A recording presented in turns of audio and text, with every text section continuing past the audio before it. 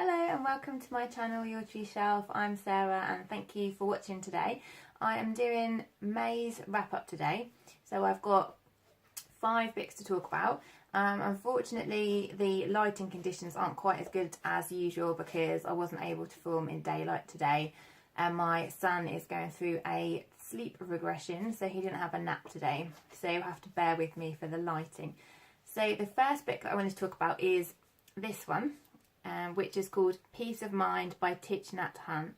And this is a little book about mindfulness, and it's quite a practical book. So it talks about mindfulness and it also gives quite a few exercises which can be done in the book. So the premise of the book is about the union of body and mind.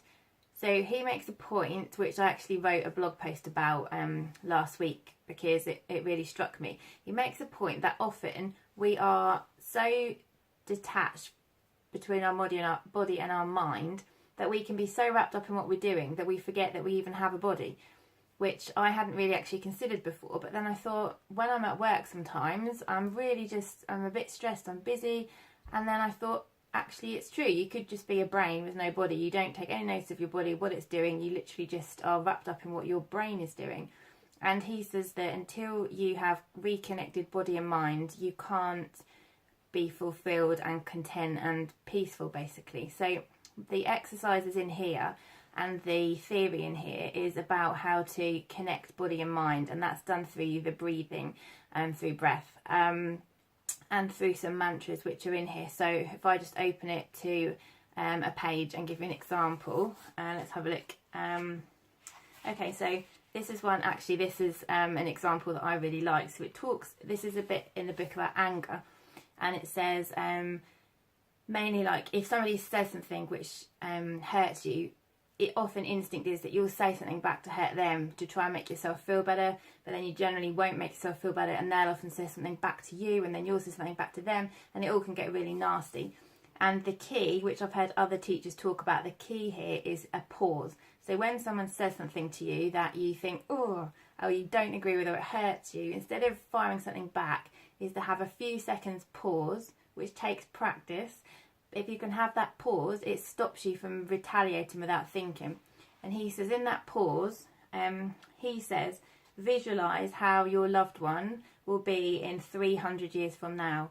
What will he be 300 years from now? What will I have become 300 years from now? And obviously we won't still be on the earth in 300 years from now. And so it makes you realise how impermanent things are, and it makes you realise that actually in the grand scheme of things, what is this argument? It's, it doesn't mean anything, and it helps you let that anger go. But there's lots of little tiny mantras that you can read, like breathing in, I calm my body, breathing out, I calm my body. Just 2-line mantras which go in exercises throughout the chapters. There are a few longer guided meditations which you could record on your phone and then play them back so that you can do those. So got to hold it up again. There we go. So that is this little book, which I think is one that I will refer back to many times in the future. So the next thing that I read, Tin Man by Sarah Winman, which was one of the most beautiful books I've ever read. This is a story about two boys who grow into men during the book, called Elif and Michael, and a lady called Annie, who is a key element of the story. I'm not going to say too much because I don't want to spoil it, but it follows Elif and Michael and then later Annie as they grow up together, and it follows them into adulthood. And it's about so many different things for a short book. So this is only, let's see, 207 pages, and it fits in so many things. So it talks about relationships, it talks about parent and child relationships, it talks about gay relationships, straight relationships, friendships, it talks about HIV and AIDS, it talks about unhappy marriages, it talks about art. There's parts set in France, and the scenery is so evocative. Like I could just imagine myself standing in the summer heat in France. It was just wonderful. And I wish I could say more about the plot, but if I say more, it will give away too much of the story. So all I can say is it's absolutely beautiful. Please go and read it, because I read it in 2 days. I would have read it in a day had I had enough time to finish it the first day. But there were two little bits that I just wanted to read because they were so gorgeously written, hence the lovely pink bookmarks in here. So this was the first one. They watched the shifting colours of the sun and the deep shadows eavesdropped on their grief, and the vivid descant of birdsong slowly muted to unimaginable silence. I just read that and I thought, oh, that is so gorgeous. And then the last one, which particularly I loved, it says, I wonder what the sound of a heartbreaking might be, and I think it might be quiet, imperceptibly so, and not dramatic at all, like the sound of an exhausted swallow falling gently to earth. I just thought that was so gorgeous. I could just imagine that sound of the swallow landing on the earth with a little tiny thud. And anyway, so please read this book. It's absolutely beautiful, and yes, that is a strong recommendation from me. So the fourth book that I read was Home Fire by Kamila Shamsie, which is one of the ones which is on the shortlist for the Women's Prize for Fiction this year. And this is, as I'm sure everybody's heard, a retelling of Antigone and in the modern day. So I haven't ever read Antigone, and so I am coming to it fresh. So I know that most of the reviews that I've watched are from people who have read Antigone, but I haven't, and I probably don't plan to be honest. And so this is a review coming from that perspective. So this is about twins, Parvez and Anika, and their older sister Isma, and they are all British Muslims. And it also features a politician called Karamat Lone and his son called Ayman Lone, and it talks about how the 5 lives interact with each other. So it starts off with Isma in the States, where she's just gone to start a master's degree, and then it talks about how their lives all entangle with each other. So plot-wise, I thought that it was really readable. I really wanted to know what was going to happen. I found it difficult to put it down. I was really keen to pick it up again, so I enjoyed it from there. But there were some plot points where I just thought, where did that come from? It's completely out of the blue, but I just thought, this doesn't seem like a thing that would actually happen. It's just jumped a bit too far.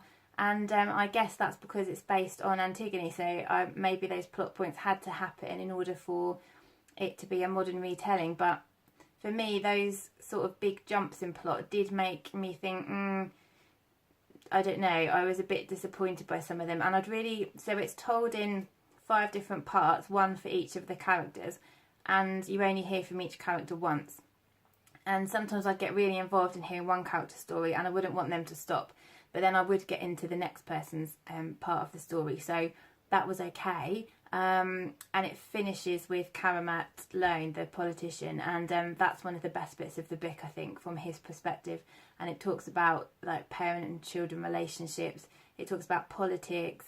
There's a lot in it about being a British Muslim, about what that's like in today's day and age, which that was really interesting for me. I learnt quite a lot about that, which was good. It talks about the war on terror. It talks about jihad. It talks about lots of topical things, and so I did really enjoy reading it.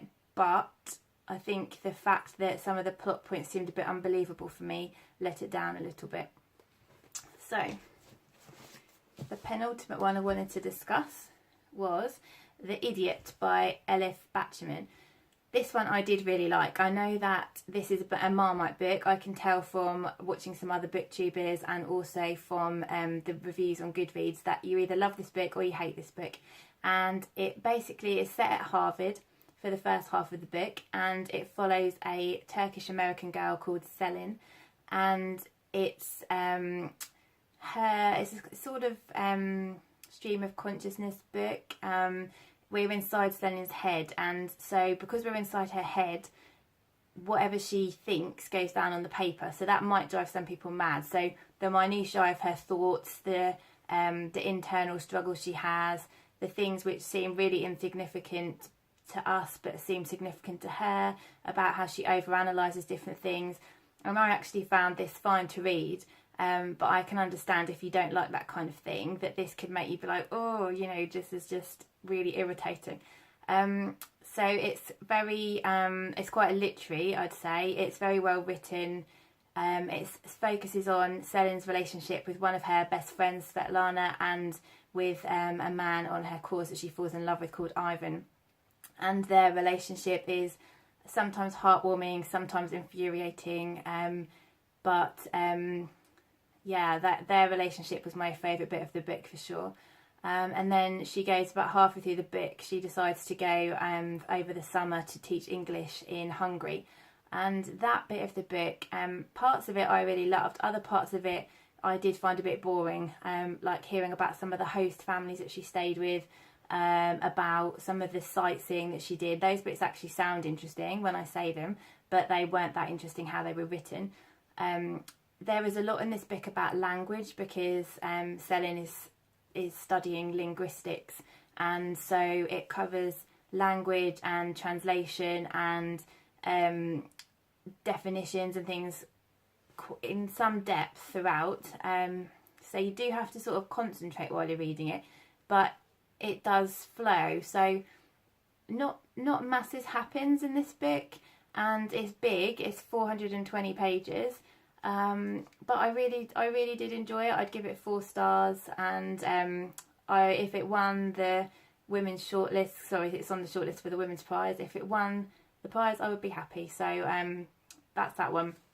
The last one I've actually taken back to the library now, so I'll just pop a picture of it in the corner. It's called Let Me Tell You About Eating Disorders, and this was one of the books that I chose from the library as part of the shelf help. So as I mentioned in a previous video, I wanted to go to the library to look for books in the Reading Well campaign to try and help people with different physical and mental health problems. And I picked this one up from the library just because I actually felt that I could do with learning more about eating disorders, because I find them really difficult to understand, which I'm sure a lot of people do who don't suffer from eating disorders. And it's aimed at young people. It's written by a young person who suffered from anorexia alongside her doctor, and a lot of it's in picture form, and it's written almost like a play with 5 different characters who all suffer from different eating disorders. So one of them suffers from anorexia, one of them suffers from bulimia, one of them suffers from a problem where they only eat smooth foods because they feel like they are going to choke if they have anything with texture. One of them suffers from a disorder where they'll only eat very limited range of foods with certain brands. And the last one suffers from extreme anxiety and low mood, and it just stops him from eating for that reason. And so they all talk about their eating disorders and how anorexia and bulimia are much more well known than the other 3 eating disorders.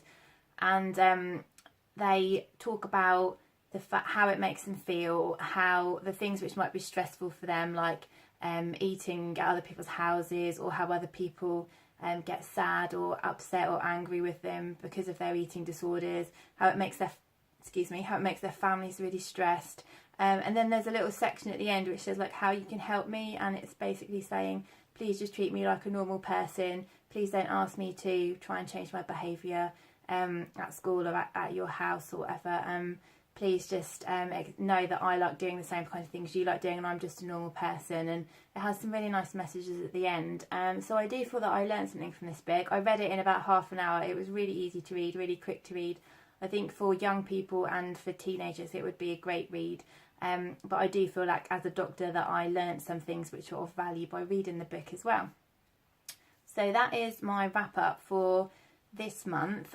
Obviously, I've got 5 books that I wrapped up. I don't know whether it would be better to do less books at a time in more depth, or whether it's nicer to keep them a bit more brief and do more. So if you have any thoughts on that, if you could comment, that would be great, so I can sort of think about that for next month, whether to do one halfway through the month with just a few books, or whether to do more books at the end of the month in less depth. So that would be great if you could let me know what you prefer.